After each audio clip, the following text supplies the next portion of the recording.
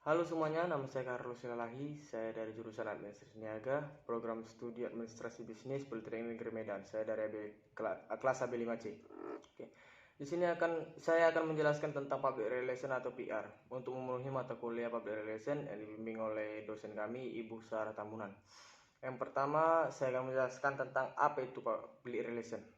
Public Relation itu adalah sebuah aktivitas komunikasi yang ditujukan kepada publik yang dimana dapat dibagi menjadi dua, yaitu publik internal yang contohnya karyawan, pemegang saham, lalu publik eksternal itu contohnya pelanggan, pesaing, dan juga pers. Oke. Komunikasi ini bertujuan untuk menciptakan sepemahaman antara organisasi dan juga publiknya. Oke, selanjutnya kita akan membahas tentang sejarah dari public relation atau PR. Oke.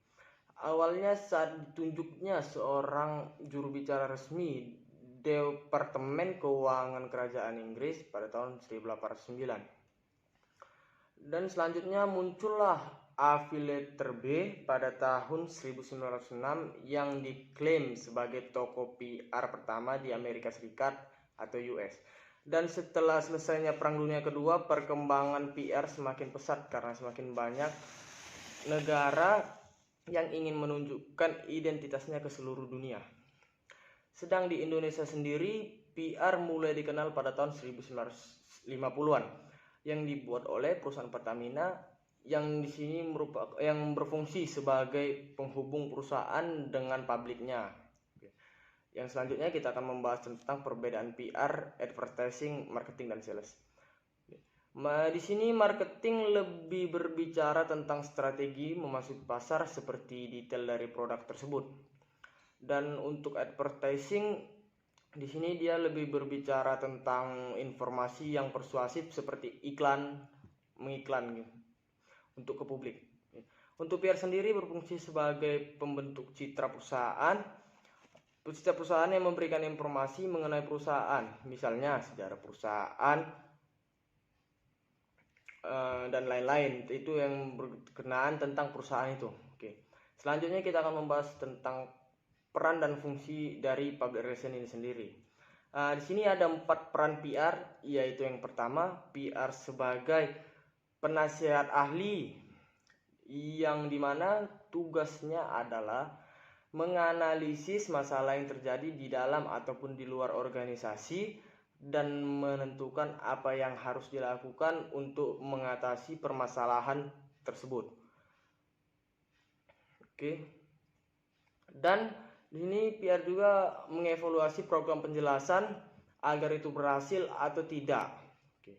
Yang kedua, peran dari PR ini sebagai fasilitator komunikasi, yang dimana fungsi PR di sini adalah menjembatani komunikasi organisasi dengan publiknya.